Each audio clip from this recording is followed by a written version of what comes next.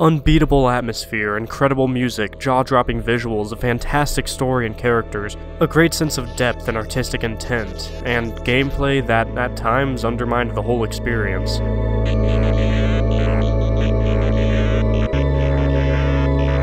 The game I played this week often feels like a fantastic work of art that then had gameplay forced into it.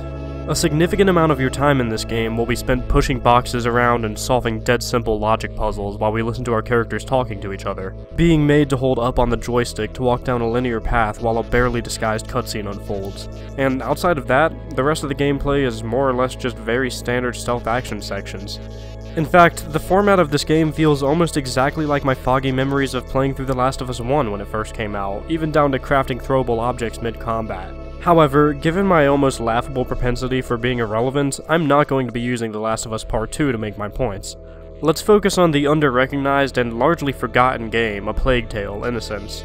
While I definitely recommend this game to anyone who likes their games a touch more cinematic, or is even just a fan of really impressive technology, I'm going to be saying some bad stuff about it here. I'll try to be even-handed about this, but given all the hubbub about The Last of Us 2, I'm a bit passionate about the topic I'll be covering today. Games are art. Now. Games can be art. This is such an artistic game. This is a lot of what I've been hearing in conversations about The Last of Us and its sequel, and I'm certain that if A Plague Tale had the same media attention as The Last of Us Part 2 had, I'd have been reading those same opening statements back in 2019. Here's the thing though, games have always been art. Sure, some are more overtly artistic than others, but that doesn't mean that we need all of this in order to be artful. This is what I meant by my opening statement. This game often feels like a fantastic work of art that then had gameplay forced into it. It's a really amazingly written and executed story with gameplay that just undermines it. So what does that mean? If you have a fantastic script, you should just make a movie and not bother making a game? Of course not. I'm of the opinion that games are the most potent artistic medium, but in order to capitalize on that, you need to look at every part of the game as being part of the art. To bring up an analogy that I like to use a lot when talking about this, consider how a song is created. I could write the most incredible lyrics in the world, they'd shake up people's view, they make nations weep in unison, they'd touch the very souls of everyone who heard them.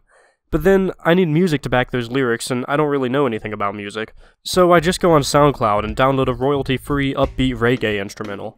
Mama just killed a man, put a gun against his head, pulled my trigger, now he's dead. Doesn't really fit, does it? Well, now nobody wants to listen to my song, and those who do listen to it have no idea how they're supposed to feel, and just end up thinking, awesome lyrics, but I'm probably never going to listen to this again. Instead, you need the music to harmonize with the meaning of the lyrics. They're two sides of the same coin, and they need to cooperate to really take you where the song wants to take you. Here Comes the Sun is a perfect example. Incredibly hopeful, happy lyrics, and the exact same can be said for the instrumentation. And so, upon listening to it, it's practically impossible to not feel at least a little bit better about things. Your lyrics need to harmonize with your instrumental.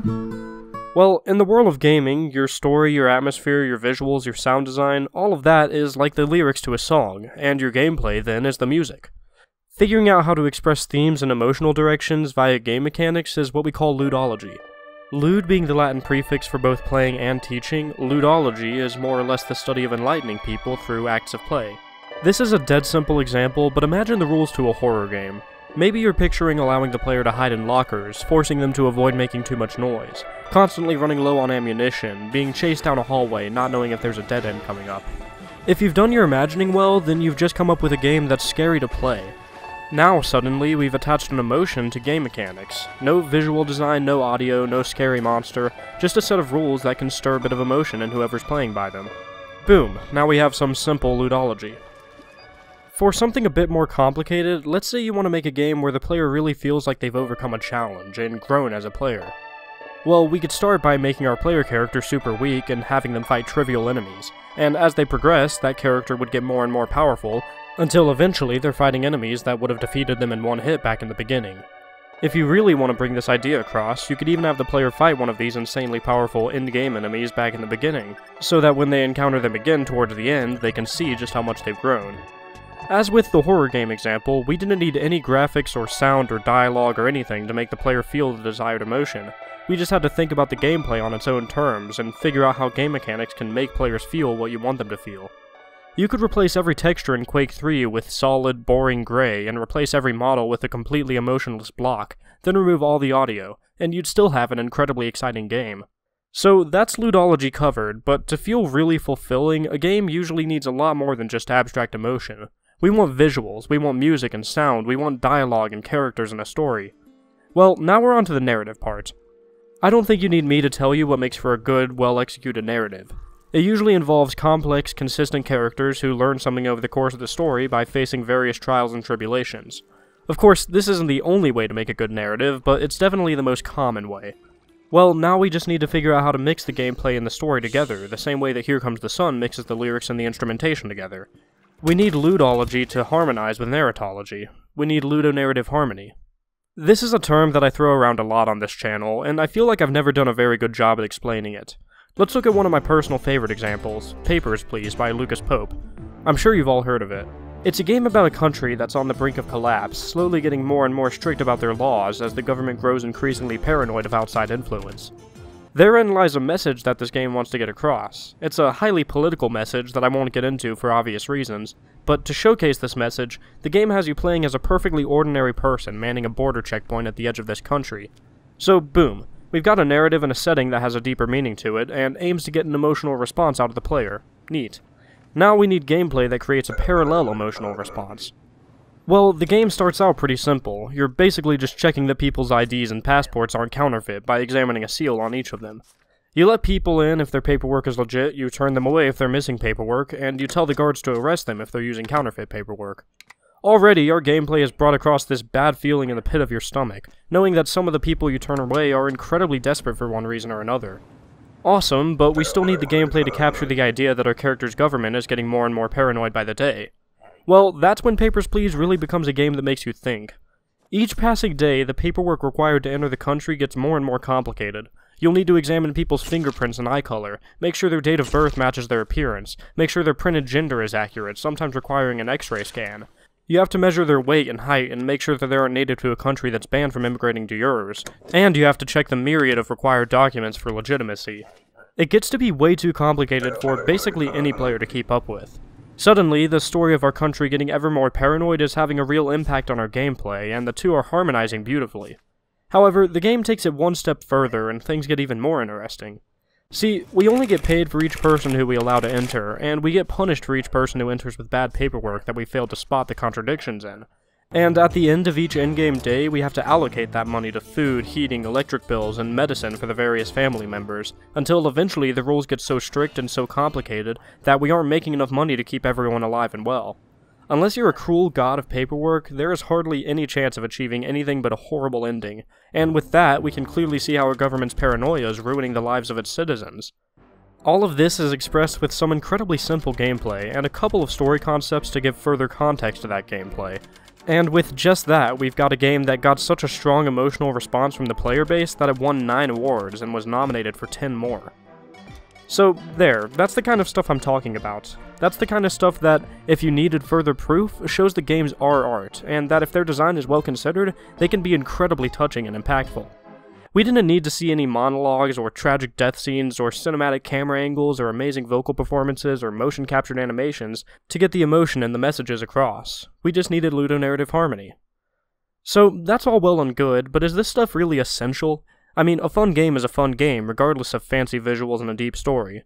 Well, at some point back there, I think I was talking about a plague tale, Innocence, which is the perfect subject to talk about why ludonarrative harmony isn't just icing on the cake, but a fundamental part of game design.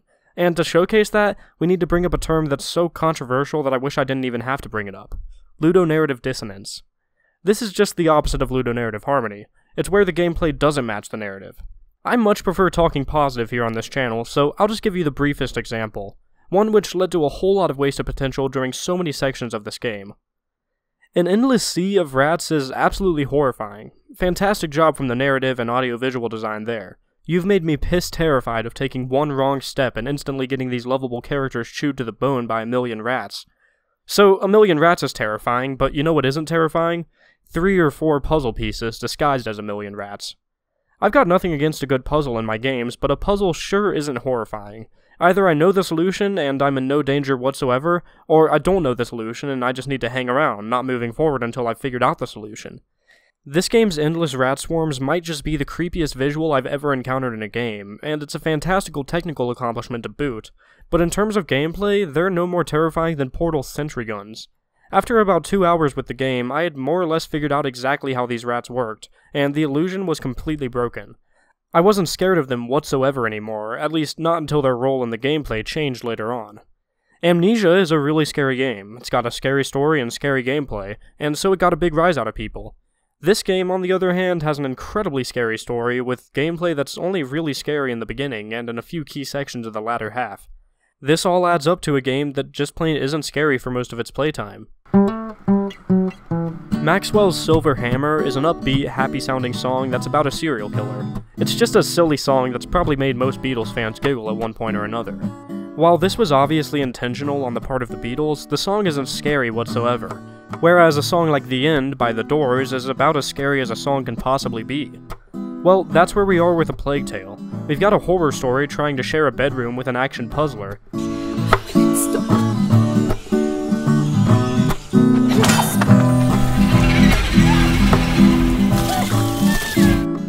As fantastic as the story is, it's completely undermined by all of these unambiguous, not at all horrifying puzzles. This game blew my mind with its story and characters and atmosphere and sound design and visuals and all that stuff, but looking at it just a day after finishing, all I can do is go back to my music analogy from earlier, and just say, awesome lyrics, but I'm probably never going to listen to this again. While I'm not one to use the term movie game to describe a cutscene-heavy game that aims for being cinematic, A Plague Tale often feels like a movie that had gameplay shoved into it as an afterthought, ultimately weakening both sides of the coin. I'm not one to end a video on a low point though, so I really do have to emphasize that I highly recommend A Plague Tale. All of these criticisms about ludonarrative dissonance really stop being that common towards the second half of the game, when the puzzle mechanics merge with the stealth mechanics, as we use rats and guards alike to our advantage. This stuff is genuinely scary to play, and does a great job at capturing that our protagonists are, if nothing else, willing to do anything to survive. In other words, the game figures out where its ludonarrative harmony was, and the experience becomes unified and amazing. It's just a shame that it took so long for it to stop undermining itself. During these sections of the latter half, I was having a whole lot of fun trying to figure out how I could play these situations to my advantage, and I was completely terrified, because one mistake would quickly lead to me dying and being sent however far back the game decided, which at times was actually a lot farther back than I expected. It's at sections like these that the game really clicked for me, and I only wish that more of the game had given me this kind of agency. Agency leads to mistakes, and that threat is a great way to scare players. Aside from that, though, any story that can start out with the atmosphere of the witch and slowly, naturally work its way up to the utterly insane climax of this game without ever seeming artificial or forced is a huge recommendation from me. Seriously, you have to play this game. Just don't let the first half, where you have practically zero agency, discourage you. Because while it starts out as a great piece of art that had a game shoved into it, by the second half it becomes the type of game that I like to rave about on this channel. The type of game that doesn't prove that games can be art, but the type that effortlessly shows that games have always been art. I'd like to take a moment to verbally thank my patrons for supporting the content on this channel, particularly the ones donating $10 or more, such as Anatoly Volnov, Cooper Sutton, Duncan Briscoe, Fockhead, Jano, and Spire GTV. And thank you for watching. These last couple of weeks have been especially hectic for me given the recent subscriber boom, so I'd like to thank you all for sticking with me through this. It really is so meaningful to me to know that there's some potential behind my dream.